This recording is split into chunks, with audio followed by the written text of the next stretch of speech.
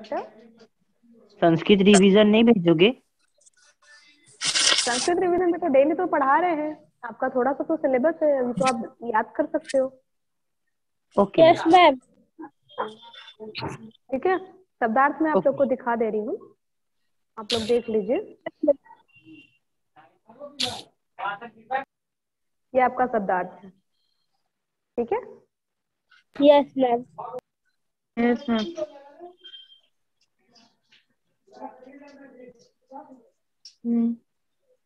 Mic mute करिए, जिसका भी माइक ऑन है।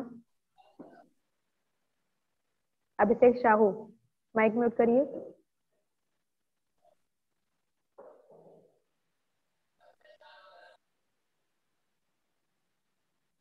चलिए देखते हैं इस पाठ का। हम अभ्यास प्रश्न में देखें तो पहला प्रश्न आपको क्या दिया है, निम्नलिखित प्रश्नों के उत्तर संस्कृत में दीजिए। क्या बोला गया है, निम्नलिखित प्रश्नों के उत्तर यस मैम। संस्कृत में लिखना है। पहला प्रश्न आपको क्या बोला है, सरगुजा मंडलम कुत्र स्थितम अस्ति।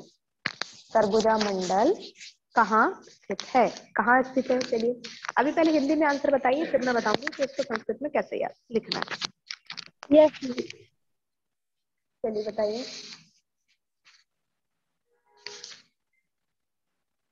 बताइए मैम सरगुजा ये मंडल कहाँ स्थित है। छत्तीसगढ़ प्रदेश के उत्तर दिशा में मुकुट के समान सरगुजा मंडल स्थित है। हाँ, हमने कल पाठ में पढ़ा था कि सरगुजा मंडल जो है वो कहाँ पर है, छत्तीसगढ़ में उत्तर दिशा में। यदि हम देखें तो उत्तर दिशा में मुकुट के समान सरगुजा मंडल स्थित है। तो आपको इसमें उत्तर में क्या लिखना है, सरगुजा मंडलम, जो क्वेश्चन में लिखा है वहां तक वही रहेगा। कुत्र की जगह आपको क्या लिखना है, छत्तीसगढ़ प्रदेश से उत्तरश्याम दिशि मुकुटमेव स्थितम अस्ति। ठीक है। यस। Yes ma'am. ओके, मेरा फोटो नहीं आ रही है।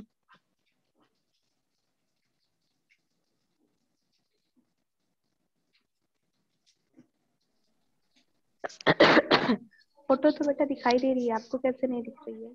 मैम बाकी मैम सभी स्टूडेंट को दिखाई दे रहा है यस मैम। स्क्रीन पर।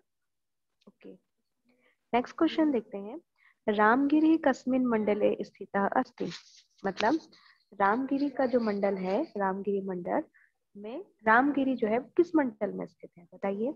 रामगिरी मंडल किस मंडल में स्थित है। मैम सरगुजा मंडल। हाँ, रामगिरी बोला गया किस मंडल में स्थित है, तो रामगिरी कहाँ है, सरगुजा मंडल में। कहाँ है, सरगुजा मंडल में। तो आप उत्तर में क्या लिखोगे, रामगिरी सरगुजा मंडले स्थितः अस्ति। सिर्फ यहाँ पर जो यहाँ पर लिखा है ना कस्मिन, ये जो कस्मिन लिखा है ना, कस्मिन की जगह आपको क्या लिखना है, सिर्फ सरगुजा मंडल। ठीक है। अगला प्रश्न है, शीतलम जलकुंडम किम कथ्यते। शीतलम जलकुंडम किम मैम स्क्रीन कथ्यते। नहीं आ रही। बेटा स्क्रीन तो दिख रहा है मुझे, आप लोग को कैसे नहीं दिख रहा है। अदर स्टूडेंट मैम को हरा स्क्रीन हरा दिख रही दिख है। रहा हाँ, आपके वहाँ नेटवर्क प्रॉब्लम चल रहा होगा, इस वजह से स्क्रीन नहीं दिख रहा होगा, बाकी सभी को स्क्रीन दिखाई दे रहे हैं। ठीक है। है। एकदम हरा अगला हरा प्रश्न है, चित्र। हरा हरा कहाँ से दिखेगा बेटा, वो तो मैं पूरा मैं इसमें लिख रही हूँ तो रेड कलर का मार्किंग भी आपको दिख रहा होगा। आपने कुछ नहीं और दिख ओपन रहा कर है, लिया होगा। एकदम हरा आपने हरा कुछ दिख। और ओपन कर लिया होगा, उसको बैक करो तो आपको दिख जाएगा। ठीक है। अगला देखते हैं, शीतलम जलकुंडम कित कथ्यते। मतलब शीतल जलकुंड किसे कहा जाता है, बताओ। शीतल जलकुंड कौन सा था,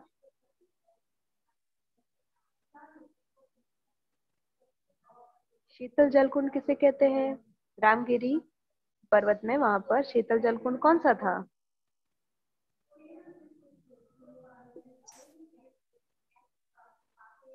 यस मैम सीता अब दिख कुंड रहा है। जो है, हाँ, सीता कुंड जो है, सीता कुंड को ही शीतल जल कुंड कहा जाता है ना। तो आप उत्तर में क्या लिखेंगे, शीतलम जल कुंडम शीताकुंडम इति कथ्यते। किम की जगह आप क्या लिखोगे? इस किम की जगह आपको लिखना है सीताकुंडम। क्या लिखना है? मैम आवाज बहुत धीरे आ रही है। Yes ma'am, Kundam. आवाज एकदम धीरे आ रही है। आवाज आ रहा है? ओ मैम, एकदम धीरे आ रही है। मैम कुछ सुनाई नहीं दे रहा। काम गृहाम प्राचीनतमा। आप सभी अपना माइक म्यूट कर दीजिए तो आपको वॉइस आएगी।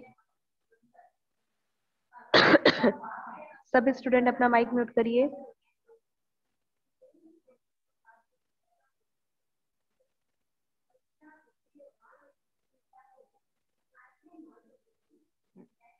अब मेरी आवाज आ रही है? Yes ma'am.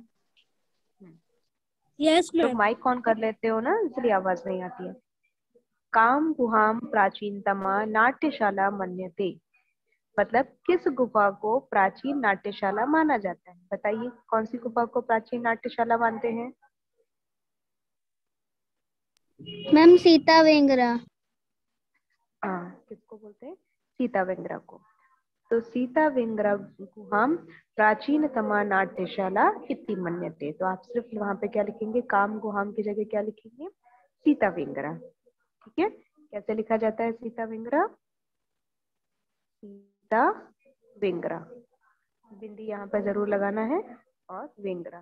ठीक है, तो ये आपका हो जाएगा सीता वेंगरा। ठीक, अगला देखते हैं। यस। पर्वतस्य ऊपरी किम अस्ति। मतलब पर्वत के ऊपर क्या है? बताओ पर्वत के ऊपर क्या है?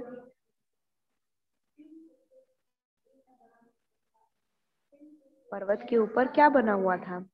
पर्वत के ऊपर एक दरवाजा था ना। वो दरवाजा कैसा था? सिंह द्वार, शेर के आकार का। कैसा दरवाजा था? हाँ, पर्वत के ऊपर एक सिंह द्वार है। कैसा द्वार है? सिंह द्वार। तो आप क्या लिखोगे? पर्वतस्य उपरि एकम सिंह द्वारम अस्ति। पर्वत के ऊपर एक सिंह द्वार है। क्या लिखेंगे? पर्वतस्य उपरि एकम सिंह द्वारम अस्ति। ठीक है, यस मैम। ओके। उसके बाद अगला प्रश्न है हमारा, संधि विच्छेद कीजिए। क्या है? संधि विच्छेद। संधि विच्छेद में आपको क्या दिया गया है? भूभागो अयम। क्या पढ़ेंगे उसको हम? भूभागो अयम। तो इसका संधि विच्छेद कैसे करेंगे? भूभाग धन अयम। क्या लिखेंगे? भूभाग धन अयम। ठीक है, ये आपके विसर्ग संधि। उसके बाद लिखा हुआ है इतिये तानी। क्या लिखेंगे? इतिये तानी। ये धन इसको कैसे तानी। लिखेंगे? इति धन एतानी। इति धन ये तानी। एतानी। ठीक है, फिर है आपका बृहदाकार। बृहदाकार का कैसे लिखेंगे? बृहद धन आकार। क्या आकार। लिखेंगे? बृहद विगत धन आकार। आकार। व्यंजन संधि। माइक ऑफ करिए।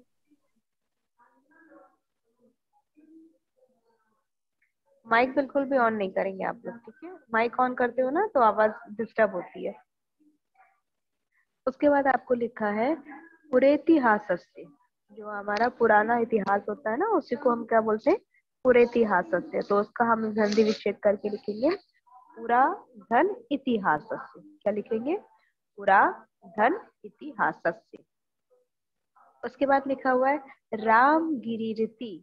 क्या लिखा है? रामगिरी रीति। तो आप इसका क्या लिखोगे? रामगिरी धन इति। क्या लिखेंगे? रामगिरी धन इति। ठीक है, तो ये क्या हो गया? आपका संधि विच्छेद हो गया। समझ में आ गया संधि विच्छेद? Yes ma'am. Okay, next question है आपका, नीचे लिखे विग्रह युक्त पदों के समासिक पद बनाइए। अक्सर हम समासिक पद हमारे पास होते हैं, हम उसका विग्रह करते हैं, दो भागों में तोड़ते हैं। यहाँ पर दो भागों में आपको टूटा हुआ मिला है, आपको इससे एक शब्द बनाना है। क्या लिखा है? वनवासस्य काले। क्या लिखा है? वनवासस्य काले। तो इसका एक शब्द में क्या बनेगा? वनवास काले। क्या लिखेंगे हम? वनवास काले। अगला है शीतायाम कुंडम। क्या लिखा है? शीतायाह कुंडम, तो आप क्या लिखोगे? सीता कुंडम। क्या लिखेंगे हम? सीता कुंडम। फिर लिखा स्निग्धा छाया, तो आप क्या लिखोगे? स्निग्ध छाया। क्या लिखेंगे? स्निग्ध छाया। जो स्निग्धा में आ की मात्रा लगी वो हट जाएगी और वहां बनेगा स्निग्ध छाया। फिर लिखा है नाट्यस्य शाला, तो नाट्यशाला का क्या बनेगा? नाट्यशाला। क्या लिखेंगे हम? नाट्यशाला। विशिष्टम महत्वम, क्या लिखेंगे? विशिष्टम महत्वम, तो आप उसका उत्तर क्या लिखोगे? विशिष्ट महत्वम। क्या लिखेंगे? विशिष्ट महत्वम। ठीक है, अगला प्रश्न देखते हैं। नीचे लिखे वाक्यों का संस्कृत में अनुवाद कीजिए। आपको हिंदी में वाक्य दिए गए हैं, उसको आपको संस्कृत के वाक्य में बदलना है। ठीक है। Yes, मैं ma'am. छत्तीसगढ़ प्रदेश में रहता हूँ। मैं के लिए क्या लिखते हैं? अहम। मैं मतलब अहम। मैं छत्तीसगढ़ प्रदेश में रहता हूँ। अहम छत्तीसगढ़ प्रदेशे निवसामि। अहम छत्तीसगढ़ प्रदेशे निवसामि। प्रश्न नंबर 2, पर्वत से झरना निकलता है। पर्वत से झरना निकलता है, तो क्या लिखेंगे? पर्वतात स्रोतः निस्सरति। पर्वतात स्रोतः निस्सरति। राम ने यहाँ पर कुछ समय तक निवास किया था। राम ने, तो क्या लिखेंगे? रामः अत्र, यहाँ पर अत्र। रामः अत्र कतिचित कालम निवसत, मतलब कुछ समय के लिए। कुछ समय के लिए क्या लिखेंगे? कतिचित कालम। ठीक है, निवसत मतलब निवास किया था। रामः अत्र कतिचित कालम निवसत। फिर लिखा है छत्तीसगढ़ में 36 गढ़ थे, तो क्या लिखेंगे? छत्तीसगढ़े, और जो 36 लिखा है उसको लिखेंगे षड्त्रिंशत्। हमने जो संख्यावाची शब्द है उनको पढ़ा है, तो 36 को क्या लिखते हैं? Yes, षड्त्रिंशत्। तो आप ma'am. लिखेंगे छत्तीसगढ़े षड्त्रिंशतः दुर्गानी आसन। जो गढ़ होते हैं उनको हम क्या लिखते हैं? दुर्गानी, दुर्गानी आसन। मुझे संस्कृत भाषा अच्छी लगती है, तो आप क्या लिखोगे? मुझे, मुझे मतलब होता है महाम्य। क्या होता है? महाम संस्कृत भाषा रोचते। मुझे संस्कृत भाषा अच्छी लगती है, मुझे संस्कृत भाषा पसंद है, तो क्या लिखेंगे? महाम संस्कृत भाषा रोचते। सबको इतना समझ में आ गया? Yes, ma'am. नीचे लिखा है निम्नलिखित पदों में से उपयुक्त पद रिक्त स्थान में भरिए। खाली स्थान आपको भरना है। पहला, Yes, ma'am. उत्तर श्याम, उत्तर श्याम दिशी खालिस्तान सरगुजा मंडल स्थित। उत्तर दिशा में सरगुजा मंडल स्थित है। ठीक है, तो किस तरह से स्थित है? मुकुट के समान। किसके समान? मुकुट के Mute. समान। तो पहले वाले खालिस्तान में हम क्या लिखेंगे? मुकुट। Mute. पहला खाली। हाँ। दूसरा, सीता विंग्रह गुफा खालिस्तान नाट्यशाला। सीता विंग्रह गुफा जो है वो कौन सी नाट्यशाला है? तो कौन सी नाट्यशाला है? प्राचीनता। कौन सी नाट्यशाला है वो? प्राचीनतम, मतलब प्राचीन, प्राचीन नाट्यशाला है। अस्य खालिस्तान एक शिलालेख उत्तीर्ण। उत्कीर्ण मतलब वहां पर जो एक शिलालेख है जिसमें कुछ लिखा हुआ है, वो शिलालेख कौन सी भाषा में लिखा हुआ है? भाषा पाली भाषा है। पाली भाषा है। माइक ऑफ करिए। अगला लिखा हुआ है अस्याम खालिस्तान एक शिलालेख उत्तीर्ण, तो वहां पर क्या लिखा हमने? पाली भाषायाम। फिर अत्र श्री राम वनवास काले खालिस्तान न्यवसत, मतलब श्री वनवास, श्री राम जी ने वनवास काल का कुछ समय वहां पर बिताया था। हम तो क्या लिखेंगे? कंचित कालम, मतलब कुछ समय। फिर लिखा है खालिस्तान अयम रामगिरी, तो अब क्या बचा है हमारे पास? अनन्यम। अनन्यम, अनन्य अयम रामगिरी। ठीक है, तो ये आपका क्या हुआ? खालिस्तान भरो। सबको समझ में आया? Yes, ma'am. अब यहाँ पर नीचे आपको जो ये वाला दे रहा है, यहाँ पर ये, तो इसमें आपको क्या बताया जा रहा है कि ये क्या है? मतलब जैसे हम पर्यायवाची शब्द लिखते हैं ना, ये सेम उसी की जैसे है कि आप इसको पर्यायवाची शब्द में और क्या बोल सकते हो। तो पहला क्या लिखा है? गिरी सानु। गिरी सानु, गिरी मतलब भी पर्वत होता है, ठीक है, सानु मतलब भी होता है, और उसको हम क्या लिख सकते हैं? पर्वतम। क्या लिख सकते हैं? पर्वतम। फिर रामः, राघव और पुरुषोत्तम। राम को किस किस नाम से बुलाया जाता है? राम से भी, राघव से भी और पुरुषोत्तम से भी। ठीक है, अगला हम लोग देखते हैं। मैं अगली पिक आपको शेयर कर रही हूँ। ठीक है,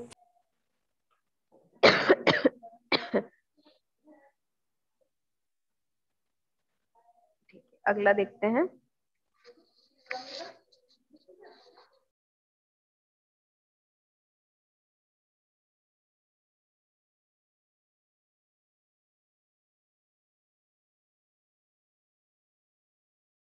सर आवाज नहीं आ रहा।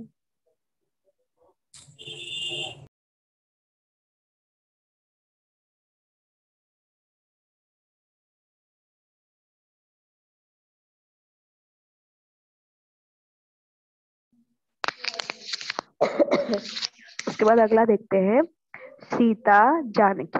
मतलब माता सीता को किस किस नाम से जाना जाता था? सीता, जानकी और वैदेही भी बोला जाता है। जल मतलब पानी की बात कर रहे हैं, जलम, नीरम और पयः। विरुद्धार्थी शब्द लिखिए। विरुद्धार्थी मतलब हम सभी जानते हैं क्या होता है? उल्टे शब्द। ठीक है, क्या होता है? उल्टे शब्द। ठीक है, यहाँ पर शीतलम। शीतलम मतलब ठंडा। ठंडा का उल्टा क्या होता है? गर्म, जिसको संस्कृत में क्या बोलते हैं? उष्णम। क्या बोलते हैं? उष्णम। दिनम, दिन मतलब दिन, और इसका उल्टा क्या होता है? रात। तो हम क्या लिखेंगे? रात्रि। नर, नर मतलब होता है पुरुष, नारी मतलब स्त्री, तो नर का उल्टा नारी। ठीक है, अब यहाँ पर आपको क्या बताया गया? युगल पद बताए गए, मतलब एक सामासिक पद आपको बनाना है। ठीक है, जैसे फर्स्ट आपको क्या लिखा हुआ है?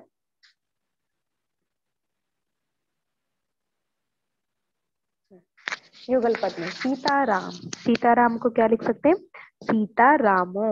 उसके बाद माता पिता। माता पिता को क्या लिख सकते हैं? पितरौ। बालक, बालिका, बालक, बालका तो क्या लिख सकते हैं? बालिकौ। क्या लिख सकते हैं आप? बालिकौ या बालिका। पत्रम पुष्पम, तो उसको आप क्या लिख सकते हैं? पत्र पुष्पे। क्या लिख सकते हैं? पत्र पुष्पे। देवः दानवः। देवः दानवः को क्या लिख सकते हैं? देव दानवौ। क्या लिख सकते हो? देव दानवौ।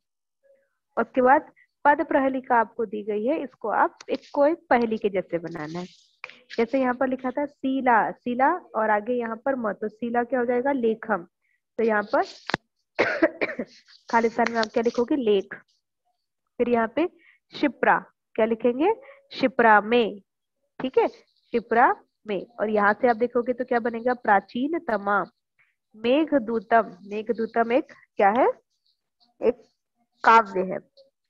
उसको नीचा बना है गोलाकार, फिर आएगा देवदासी, और यहाँ पे आएगा नारंगिका।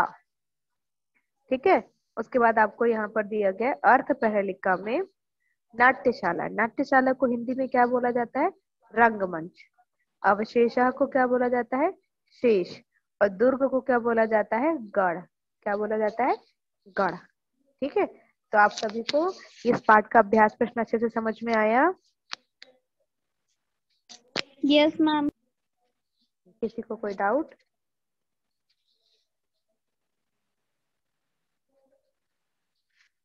कोई भी डाउट है किसी को?